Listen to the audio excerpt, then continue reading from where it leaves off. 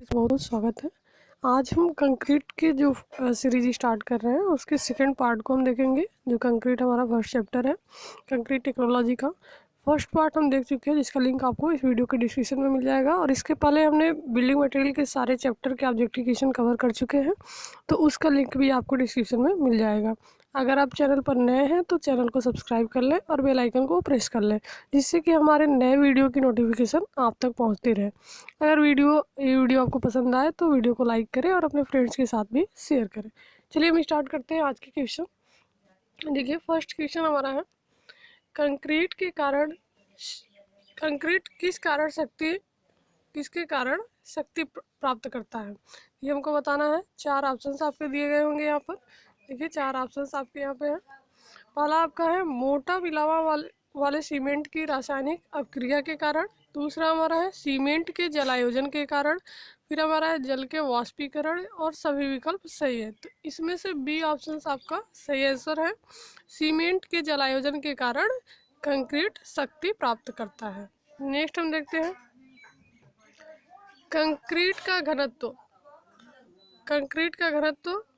आगे हम देखते हैं जो भी चार ऑप्शन दिए गए इसमें से कौन सा सही है। इसके लिए कंक्रीट का घनत्व पहला ऑप्शन दिया गया एग्रीगेट के आकार में कमी के साथ बढ़ता है। दूसरा आपका दिया एग्रीगेट के आकार पर निर्भर नहीं होता।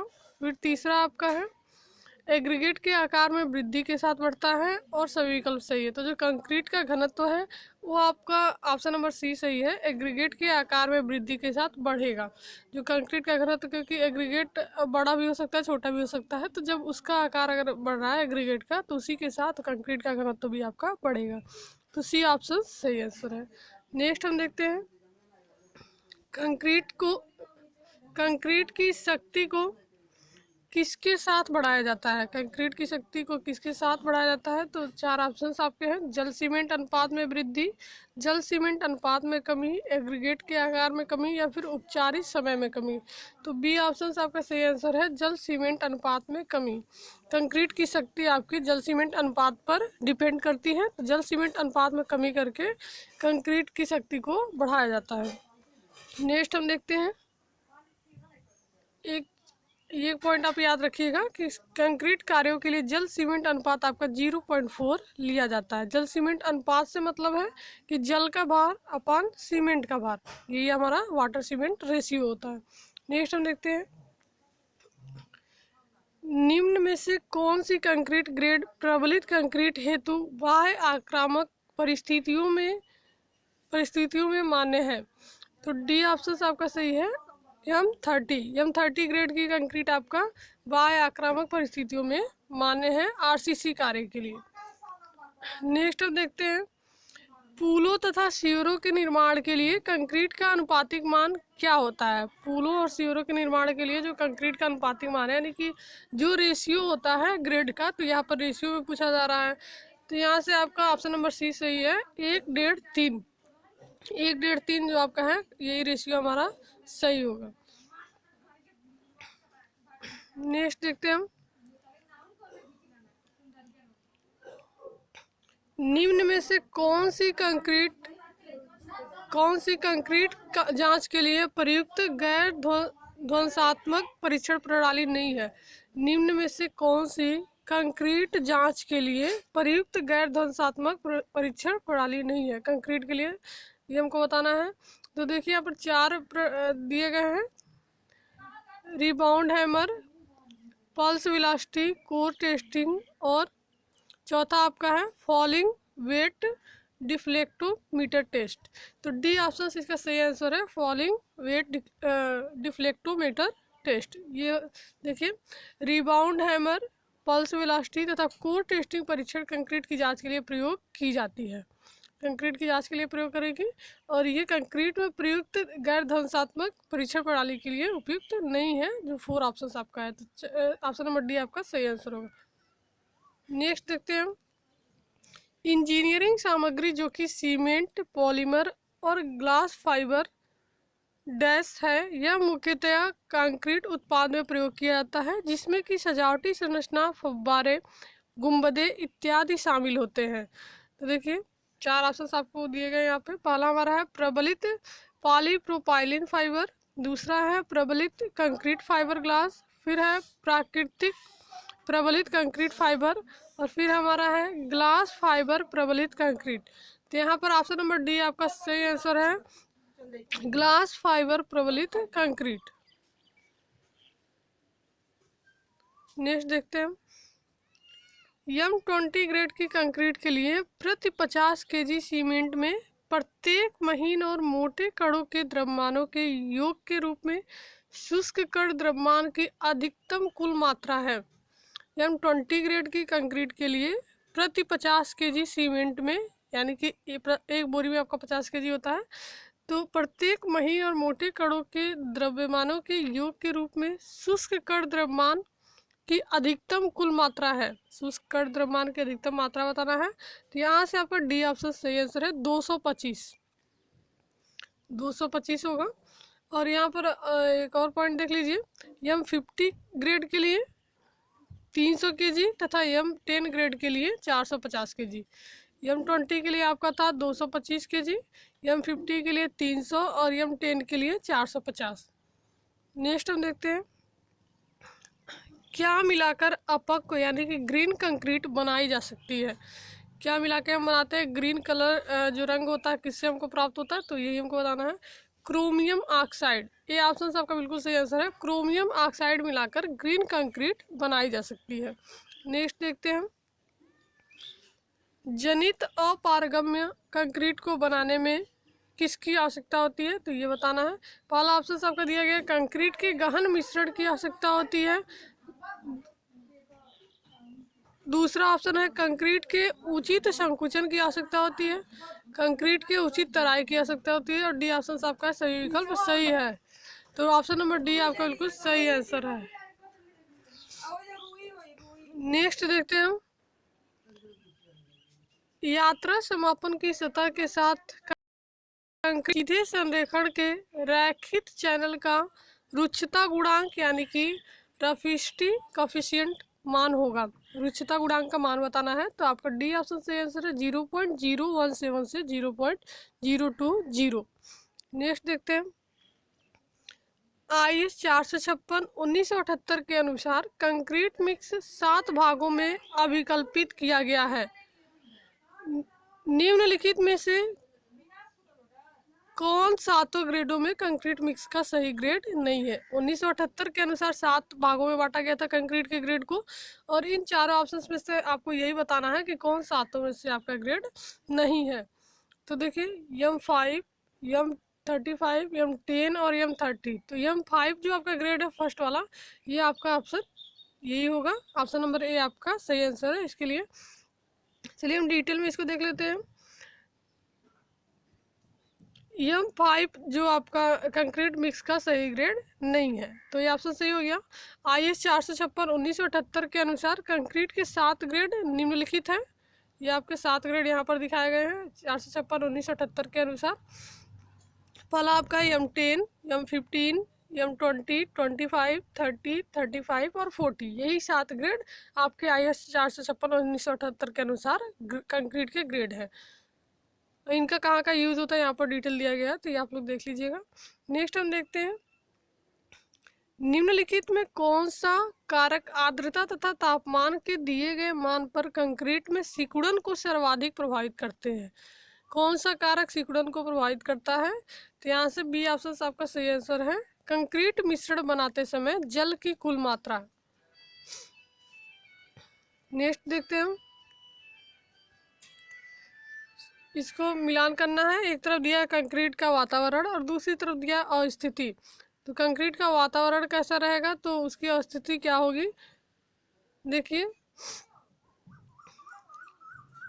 यहाँ पर हम देखते हैं, पानी में निरंतर डूबा हुआ कंक्रीट, समुद्री जल में पूर्णतः डूबा कंक्रीट, कंक्रीट की सतह पर समुद्री जल की फुहारें और ज्वारी क्षेत्र में स्थित कंक्रीट खंडों की सतह। इधर दिया आपका अधिक कठोर, अधिकतम कठोर, कठोर और मध्यम, कैसा होगा ये आपको बताना है। तो यहाँ से 4 ऑप्शन आपके नीचे दिए गए हैं, तो ऑप्शन नंबर डी आपका सही आंसर है। देखिए ए का 4 यानी कि पानी में निरंतर डूबा हुआ कंक्रीट आपका मध्यम होगा, उसकी स्थिति बी का आपका 3 है, यानी कि समुद्री जल में पूर्णतः डूबा कंक्रीट आपका कठोर होगा। सी का 1, कंक्रीट की सतह पर समुद्री जल की फुहारें अधिक कठोर होंगी और ज्वारीय क्षेत्र में स्थित कंक्रीट खंडों की सतह आपकी अधिकतम कठोर होंगी। तो यहाँ से डी ऑप्शन जो आपका होगा बिल्कुल सही आंसर होगा। नेक्स्ट हम देखते हैं, कंक्रीट के परीक्षण हेतु लिए जाने वाले नमूनों की संख्या किन कारकों पर निर्भर करती है। जो कंक्रीट का टेस्ट करते हैं उसमें जो हम सैंपल लेते हैं वो किन कारकों पर निर्भर करता है। तो यहाँ पर देखिए ऑप्शन नंबर सी आपका सही आंसर होगा, कार्य में प्रयुक्त कंक्रीट की मात्रा पर, कंक्रीट की मात्रा पर हमारी निर्भर करती है। नेक्स्ट देखते हैं हम, घन परीक्षण द्वारा निर्धारित कंक्रीट की क्षमता एवं ढांचे की कंक्रीट क्षमता के अंतर को लेखांकित करने हेतु निम्न गुणांक का प्रयोग किया जाता है। किसका प्रयोग, कौन से गुणांक का प्रयोग हम करते हैं। तो ए ऑप्शन आपका बिल्कुल सही आंसर है, 0.67। नेक्स्ट देखते हैं, यहाँ पर देख लीजिए एक पॉइंट इंपॉर्टेंट है, जब भारतीय मानक कोड ने 0.67 का गुणांक अपनाने की संस्तुति की है और अतः कंक्रीट की विफल संपीड़न सामर्थ्य जो हम लेते हैं 0.67 FC के ली जाती है। नेक्स्ट देखते हैं, उच्च गुणवत्ता की कंक्रीट के संबंध में कौन सा कथन असत्य है। उच्च गुणवत्ता के कंक्रीट के संबंध में असत्य कौन सा है ये बताना है। तो डी ऑप्शन आपका सही है, वह रंध्र मुक्त हो, ये कथन आपका असत्य है। नेक्स्ट देखते हैं, रीच सीमेंट मसाला पतले मसाला के मुकाबले जल्दी चटकता है, क्योंकि रीच मसाला क्या होती है ये आपको बताना है। तो ए ऑप्शन आपका सही है, ज़्यादा सिकुड़न, रीच मसाला जो आपकी होती है ज़्यादा सिकुड़न होता है उसमें। नेक्स्ट देखते हैं, कंक्रीट का विशिष्ट सामर्थ्य कितने दिनों में नापा जाता है। विशिष्ट सामर्थ्य हम कितने दिनों में मापेंगे।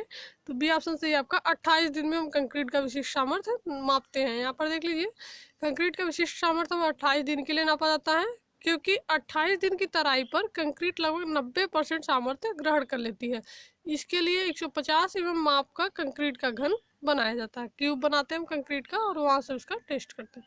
नेक्स्ट हम देखते हैं, समुद्र जल में पूर्ण रूप से डूबे हुए प्रबलित सीमेंट कंक्रीट अवयवों में अतिरिक्त आवरण की मोटाई होती है। अतिरिक्त आवरण की मोटाई यानी कि कवर की मोटाई आपको बतानी है। तो डी ऑप्शन आपका सही है, 40 mm।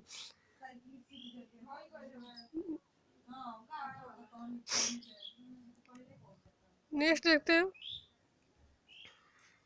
यदि कंक्रीट में जल सीमेंट का अनुपात ज़्यादा हो तो क्या होगा। मिक्स में मजबूती होगी, मिक्स में अच्छी कार्यशीलता होगी, मिक्स में कमजोरी होगी या फिर ब्लीडिंग कम होगी। तो ये 4 कथन दिए गए हैं और इसमें से आपको बताना है कि कौन सा सही है। तो यहाँ पर सी ऑप्शन आपका सही है, बी और सी। अगर जल सीमेंट अनुपात ज़्यादा होगा तो बी यानी कि मिक्स में अच्छी कार्यशीलता होगी और मिक्स में कमजोरी होगी। नेक्स्ट देखते हैं, कंक्रीट के लिए पॉइजन अनुपात क्या होता है ये बताना है हमको। तो बेहतर मिश्रण से बढ़ेगा, कंक्रीट के लिए पॉइजन अनुपात बेहतर मिश्रण से बढ़ेगा। पॉइजन अनुपात का जो फॉर्मूला आपका होता है, लेटरल स्ट्रेन अपान, देखिए पार्श्व विकृति अपान अनुदैर्ध्य विकृति। नेक्स्ट हम देखते हैं, एग्जाम पॉइंट ऑफ व्यू से जो भी इम्पोर्टेंट पॉइंट है आपको वो हम देख लेते हैं। पहला हमारा है, स्थूल कंक्रीट में 40 mm माप की गिट्टी प्रयोग में लाते हैं। दूसरा हमारा है, छत व फर्शों के लिए 20 mm माप की रोड़ी प्रयोग किया जाता है। तीसरा हमारा है, चूना कंक्रीट को एक पारी में 200 mm की मोटी परत में बिछाया जाता है।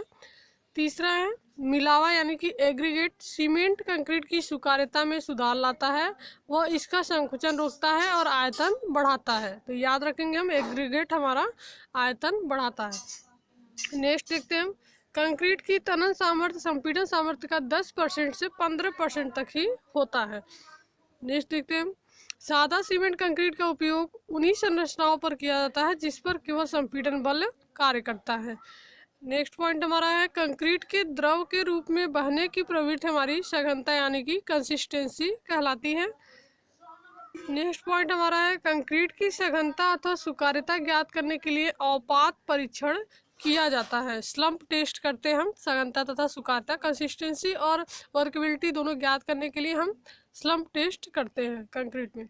नेक्स्ट हम देखते हैं M5 7.5 ग्रेड की कंक्रीट अल्प सामर्थ्य वाली कंक्रीट के रूप में प्रयोग किया जाता है। नेक्स्ट है हमारा अल्प सीमेंट कंक्रीट नींव फर्शों के नीचे आधार कोट के रूप में डाली जाती है।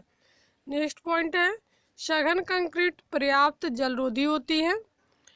M25 ग्रेड की ऊपर की कंक्रीट उच्च सामर्थ्य वाली कंक्रीट होती है। इस श्रेणी की कंक्रीट का औपात मान 0 होता है, यानी कि स्लम्प जो वैल्यू होती है इनकी 0 होती है, 0 होती है। लास्ट पॉइंट हमारा है इसका उच्च भार वाली कंक्रीट का भार 3400 से 4000 kg पर मीटर क्यूब होता है। चलिए नेक्स्ट क्वेश्चन हम देखते हैं।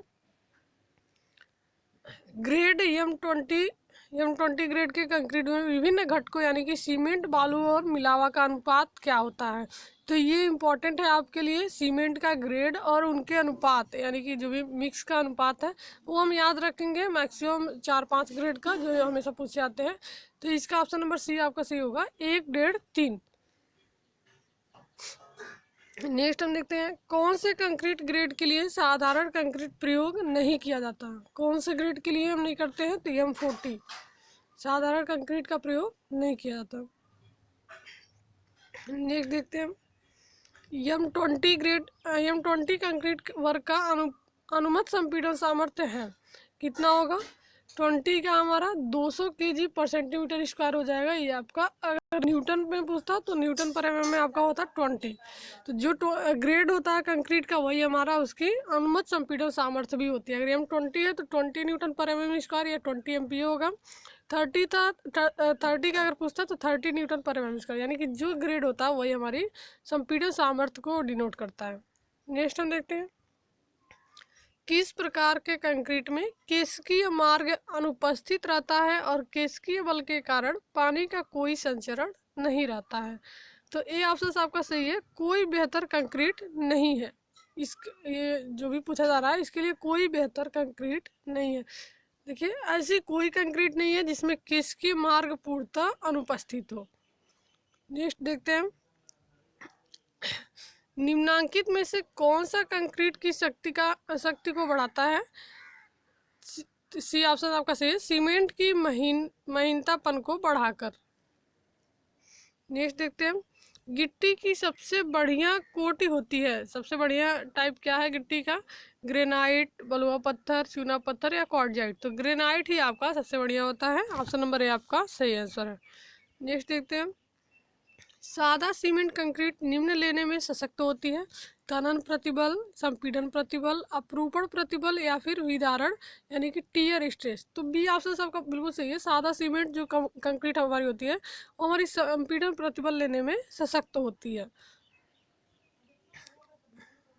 नेक्स्ट देखते हैं चूना कंक्रीट में चूने का प्रयोग किस रूप में किया जाता है? चूना कंक्रीट में चूने का प्रयोग हम बाइंडिंग के रूप में ही करते हैं। जैसे सीमेंट कंक्रीट में सीमेंट का प्रयोग हम बाइंडिंग के लिए करते हैं, तो ऐसे हमारा है। तो ये ऑप्शन बिल्कुल सही आंसर हो जाएगा, बाइंडिंग एग्रीगेट के रूप में हम करते हैं। नेक्स्ट देखते हैं सीमेंट कंक्रीट में पॉइजन अनुपात लगभग कितना होता है? तो ये आपको बताना सीमेंट कंक्रीट में पॉइजन अनुपात कितना होता है? तो 0.15। कंक्रीट का जो रेशियो पॉइजन अनुपात का जो मान होता है मिनिमम 0 और मैक्सिमम 0.5 होता है, ये हम याद रखेंगे। और कंक्रीट के लिए हमारा 0.1 से 0.2 के मध्य लेते हैं, तो इसमें से हमारा 0.15 आंसर हो जाएगा। नेक्स्ट देखते हैं लाइम कंक्रीट में निम्नलिखित में से कौन सी चीज़ को एग्रीगेट के साथ बंधन पदार्थ के रूप में प्रयोग किया जाता है? तो कौन सी चीज़ को प्रयोग करते हैं हम? तो ये ऑप्शन आपका सही है, बुझा हुआ चूना। चूने को ही हम बाइंडिंग मटेरियल के रूप में प्रयोग करते हैं लाइम कंक्रीट में। और इनका जो रेशियो लेते हैं 16-32-100 का लेते हैं, इनके अनुपात में हम मिलाकर तैयार करते हैं। नेक्स्ट देखते हैं स्थूल बांध के निर्माण के लिए किस प्रकार का सीमेंट प्रयोग किया जाता है? 4 प्रकार के आपके सीमेंट दिए गए हैं, तो डी ऑप्शन इसमें सही आंसर है, निम्न उष्मा सीमेंट, लो हीट सीमेंट हम प्रयोग करते हैं स्थूल बांध के निर्माण के लिए। नेक्स्ट देखते हैं संतुलित पर्यावरणीय अनावरण के लिए कंक्रीट की न्यूनतम श्रेणी की स्थिति कैसी होनी चाहिए? तो बी ऑप्शन आपका सही है, M20। न्यूनतम श्रेणी की स्थिति आपकी M20 होनी चाहिए।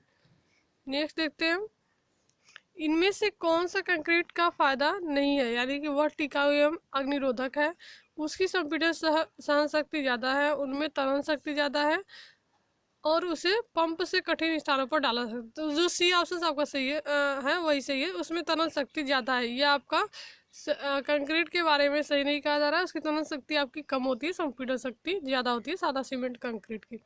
नेक्स्ट देखते हैं, कंक्रीट की अभिलाक्षणिक सामर्थ्य को उस संपीड़न सामर्थ्य के रूप में परिभाषित किया जाता है जिसमें निम्न में किससे ज़्यादा की कमी न हो। संपीड़न सामर्थ्य के रूप में कैसे हम परिभाषित करेंगे, कितने से ज़्यादा कमी ना हो, तो बी ऑप्शन आपका सही है, परिणामों की कमी 5%, 5% से ज़्यादा की कमी ना हो तो जो अभिलाक्षणिक सामर्थ्य है उसको हम संपीड़न सामर्थ्य के रूप में परिभाषित करते हैं। नेक्स्ट देखते हैं, भारतीय मानक विशिष्टियों के अनुसार कंक्रीट को किस आर्द्रता या नमी में तराई करना चाहिए। कंक्रीट भारतीय मानक विशिष्टियों के अनुसार किस नमी में तराई करनी चाहिए ये बताना है हमको। तो डी ऑप्शन सही है आपका 90%। देखिए, ISI के अनुसार कंक्रीट का 90% आपेक्षिक आर्द्रता में तराई करना चाहिए। नेक्स्ट देखते हैं, सीमेंट कंक्रीट के फर्श के निर्माण के लिए उपयुक्त गिट्टी यानी कि एग्रीगेट का अधिकतम अनुमत साइज क्या होता है। फर्श के निर्माण में हम एग्रीगेट का अधिकतम साइज हम क्या लेंगे, तो सी ऑप्शन आपका सही है 10 mm, 10 से 20 mm का लेते हैं हम, तो 10 mm इसमें ऑप्शन सही हो जाएगा।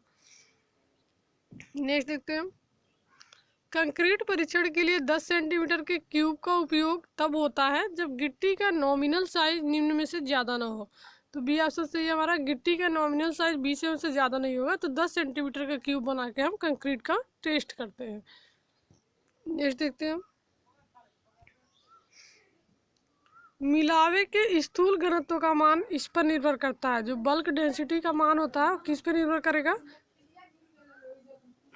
तो पहला देखिए, मिलावे का आकार वितरण, मिलावे का आकार या फिर मिलावे का विशिष्ट गुरुत्व। तो डी ऑप्शन आपका सही है, यह सभी सारे विकल्प जो भी दिए गए हैं वो सभी सही हैं आपके।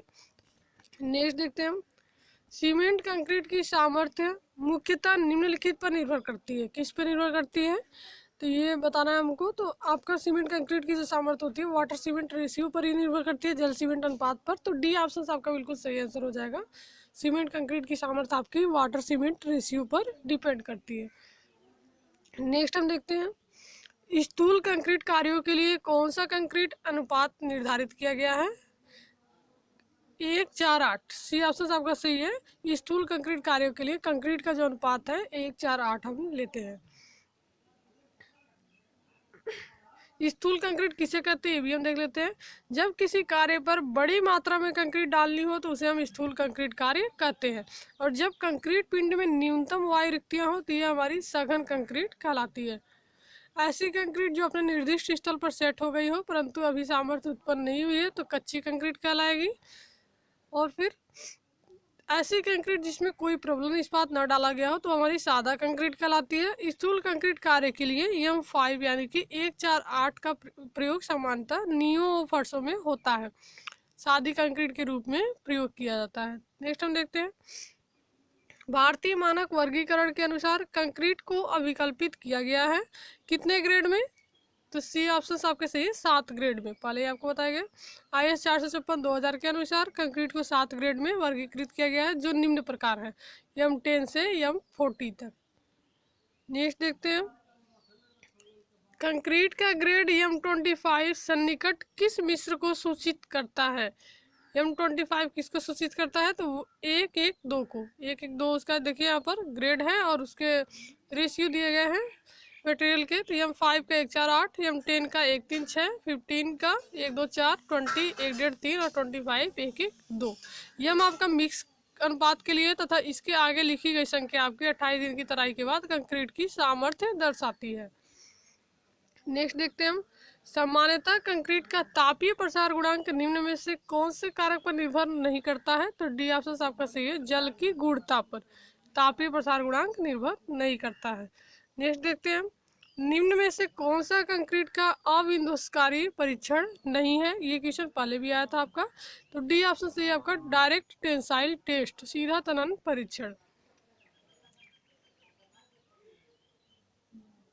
नेक्स्ट देखते हैं, कंक्रीट की अधिकतम स्ट्रेंथ निम्न में है, तो ये ऑप्शन आपका सही है, कंप्रेसिव यानी कि संपीड़न।